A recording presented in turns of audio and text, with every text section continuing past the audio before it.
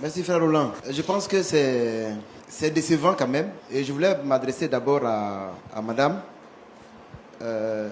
Dans l'entame de tes propos, tu as dit que avant le mariage, tu as remarqué l'écart d'âge entre toi et lui. C'est ça? Il y a combien d'années qui vous séparent? Il y a au moins 20 ans. 20 ans. Et tu penses qu'en entrant dans une relation où il y a 20 ans de différence, lui, il a ses réalités et puis toi, tes réalités sont carrément différentes. Vous me parlez d'amour. Bon, souvent, comme on dit souvent, l'amour rend aveugle, mais le mariage, heureusement, ouvre les yeux. Et tu es dedans 3 ans seulement. Tes yeux sont bien ouverts et tu vois très bien. Parce que l'âge que lui, il a là, regarde même là, il a son fils là. Normalement, quand moi je vous ai vu, j'ai pensé que tu étais la femme de son fils là. C'est son fils là qui peut te marier. Quand tu vois lui là, et puis toi, et puis tu vois le monsieur qui est assis là-bas. Là. Tu peux te marier avec lui là. Bon, en tout cas, moi je voulais que tu comprennes bien. Et je voulais dire à tous ceux qui nous écoutent. Souvent on met l'accent, on dit non, l'amour.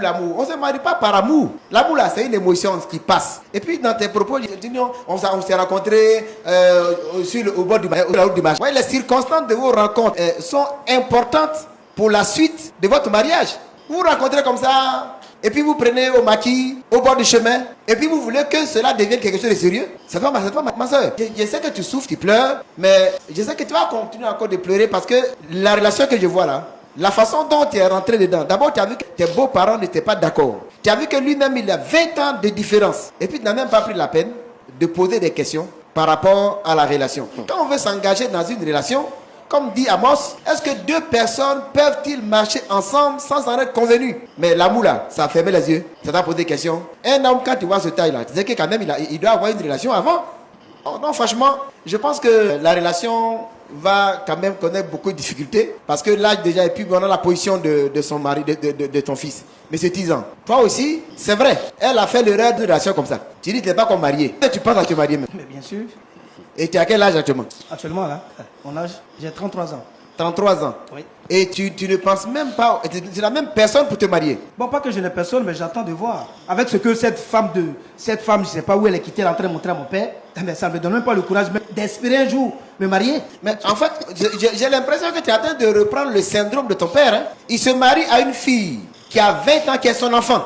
Et toi, tu es en train de grandir. Et tu ne penses pas à te marier. Tu vas attendre 40 ans pour prendre une fille de 15 ans. Pas forcément parce pour lui-même, mais voilà ce qu'on voit là. Parce que la façon que tu es en train de soutenir ton père dans cette situation-là, alors que tu es un homme appelé à te marier, en te comportant de cette façon-là, tu sais qu'on récolte ce qu'on a sémé. Tu ne respectes pas la femme de ton père. Quoi qu'il en soit, même si elle est plus jeune. Mais il n'en demeure pas moins que c'est la femme de ton père. Donc, fais son mot. Oui, pasteur. En tout cas, c'est une situation carabinée, mais je pense que tout le problème est venu de notre soeur. Il y avait des indices, au moins 3 indices importants qui pouvaient te dire, tire ton pied de cette affaire. Mais tu dis amour. Voilà l'amour là. C'est pas par amour se marier. Quelles sont vos convictions pour vous marier? Parce que non, moi je l'aime.